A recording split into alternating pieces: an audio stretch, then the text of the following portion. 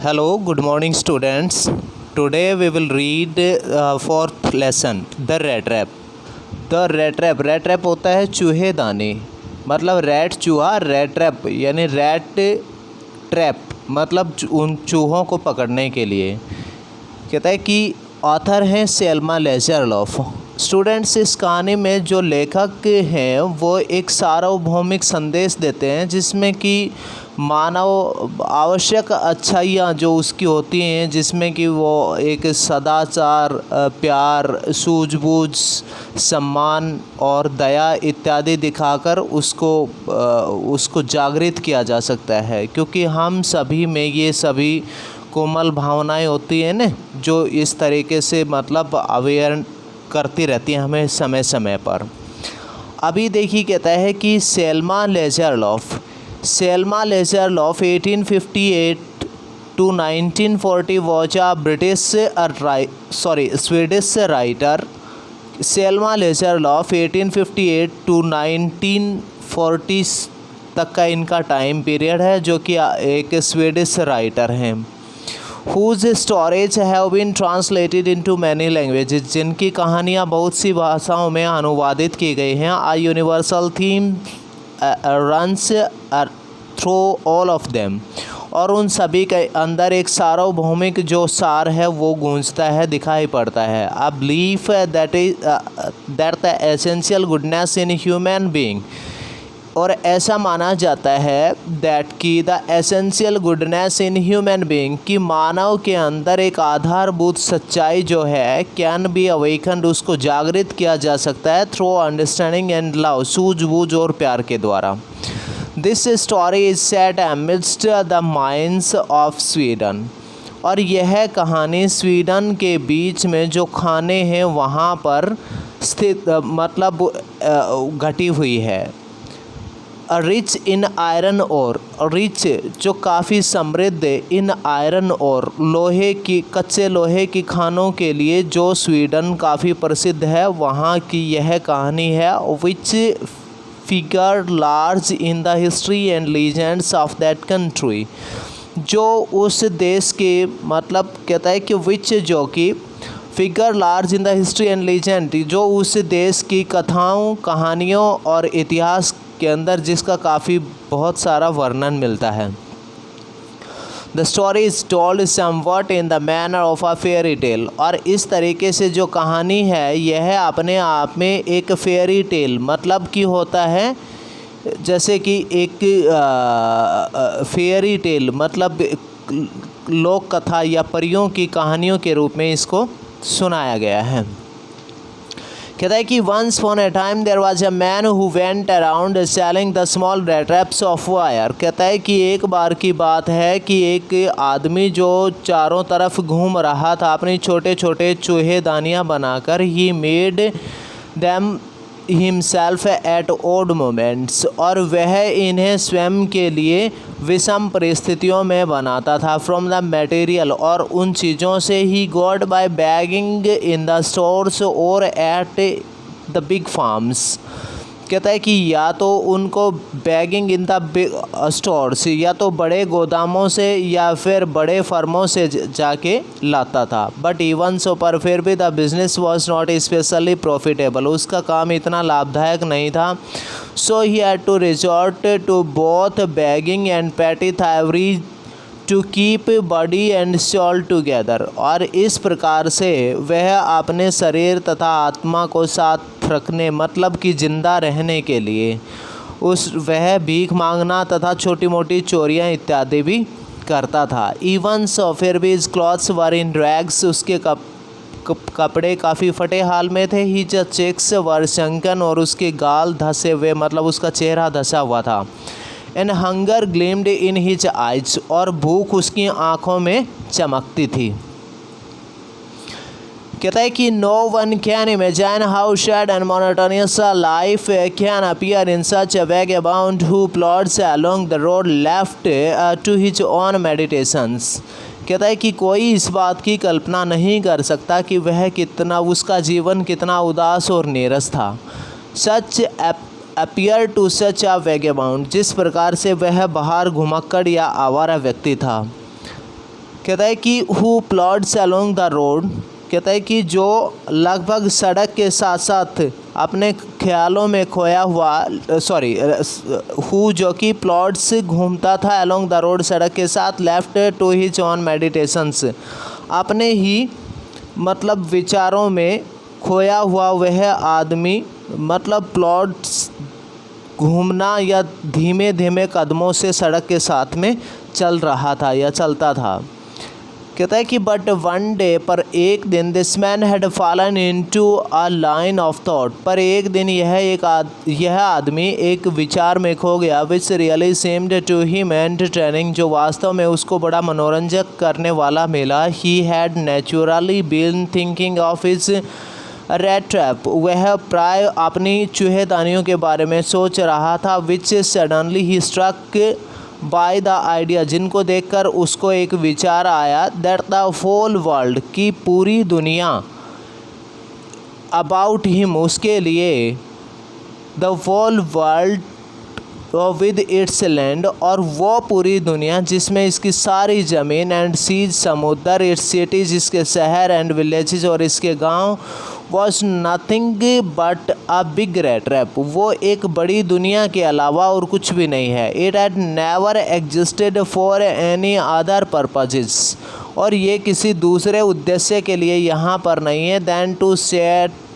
To set baits for people, सिवाय लोगों को ललचाने या उलझाने के लिए। It offered riches and joys, shelter and food, heat and clothing, exactly as a rat trap offered cheese and pork, and as soon as anyone let himself to be tempted to touch the bait, it closed in on him, and then everything came to an end.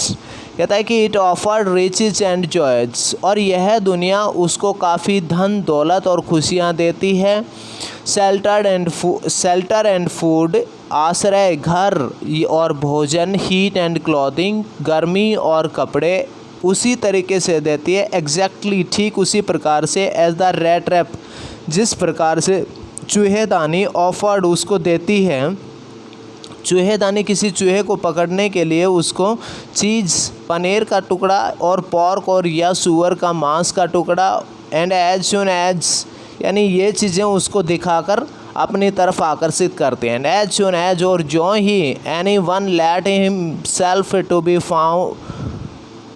B tempted, और जो ही स्वयं कोई आदमी अपने आप को ललचाते हुए पाता है, टू टच द बेट, और उसको छूता है, it closed in on him, तो वह तुरंत ही उसकी पकड़ में या उसकी जद में आ जाता है या उसकी अंदर बंद हो जाता है। And set everything came to an end, और फिर इस प्रकार से उन सब का अंत हो जाता है या वह सदा के लिए बंद हो जाता है।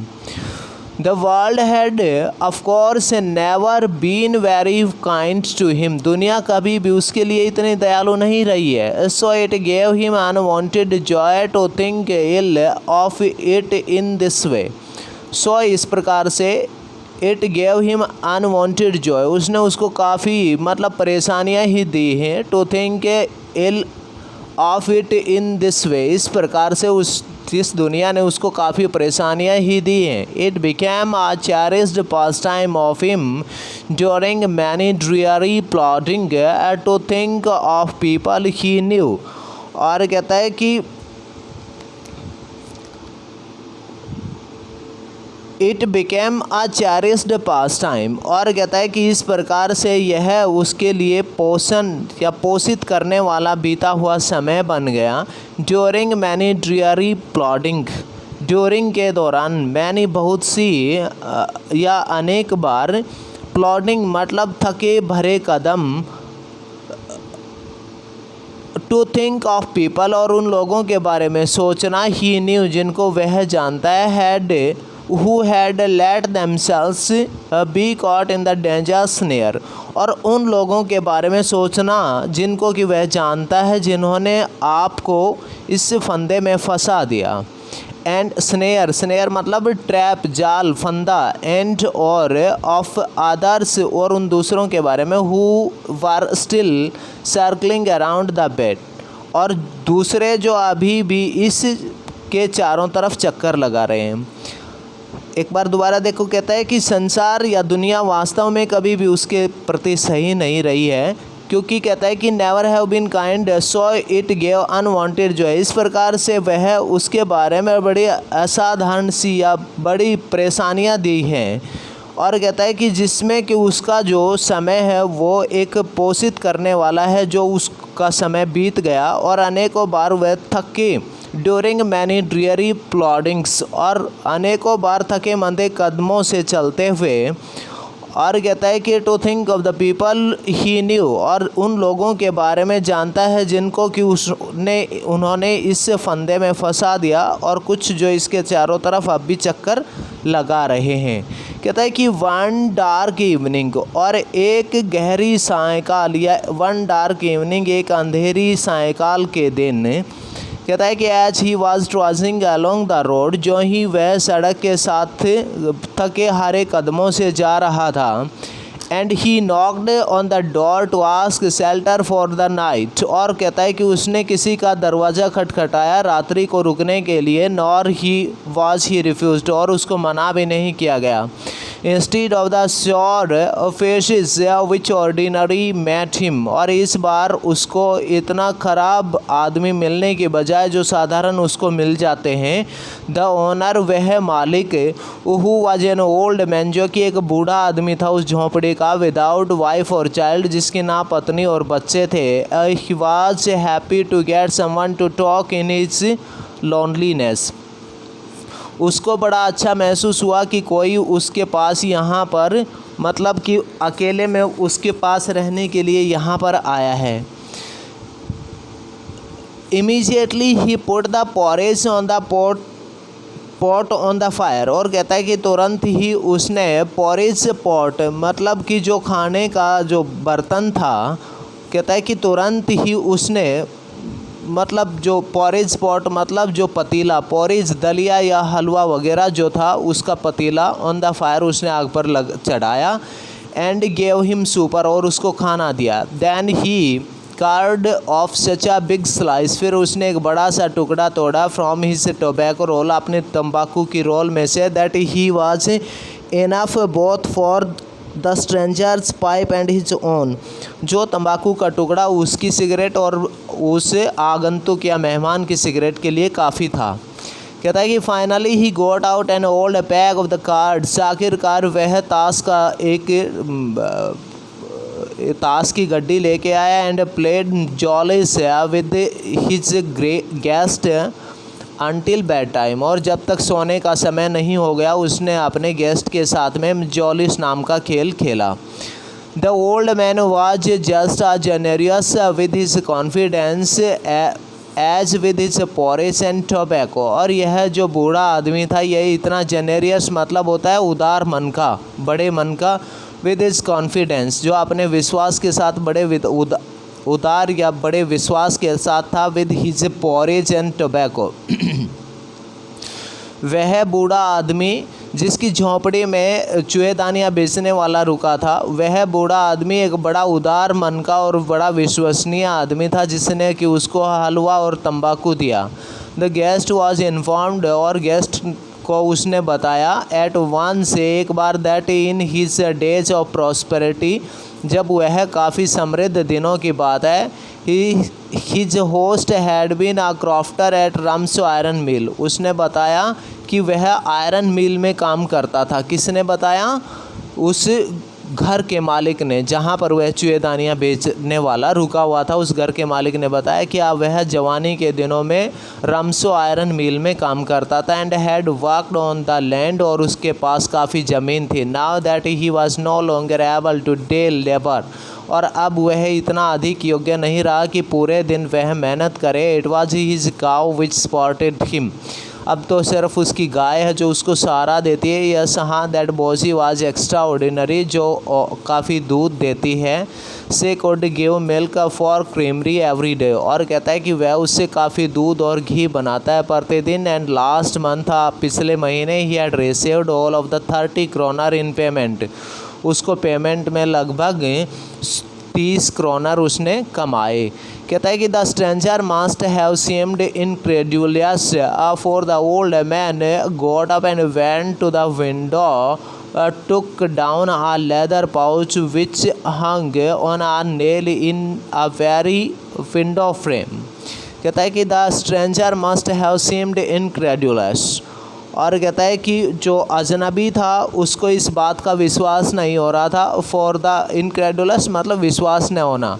फॉर द ओल्ड मैन कि उस वह बूढ़ा आदमी वहाँ से गॉट अप वहाँ से उठा, and went to the window और खिड़की के पास गया, took down a leather pouch उसने एक चमड़े के बने हुई एक पाउच ली, which hung on a nail जो किसी खूंटी से लटकी हुई थी, in the very window frame खिड़की के फ्रेम के पास जो खिड़की के पास लटकी हुई थी, and picked out 30 wrinkled 10 kronor bills, और कहता है कि उसने उनमें से 10 क्रोनर के जो कागज़ के नोट थे, रिंकल्ड होता है मुड़े हुए, वो उसमें से निकाले। दीज ही हेल्ड अप और इसको उन्होंने ऊपर उठाया, before the eyes of his guest अपने मेहमान की आंखों के सामने, नॉडिंग नोविंगली और कहता है कि उसने खुशी से सिर को हिलाते हुए।